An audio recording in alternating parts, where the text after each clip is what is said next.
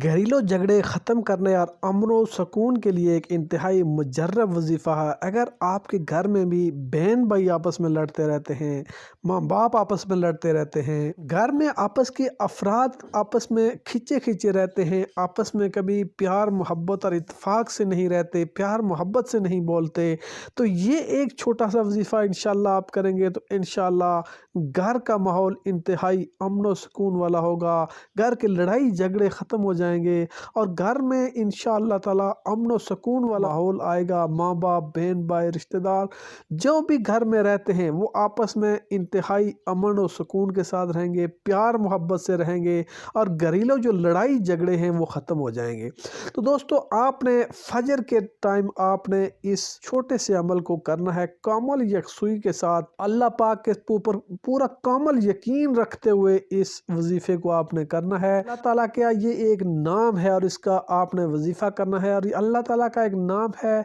या वदूदो।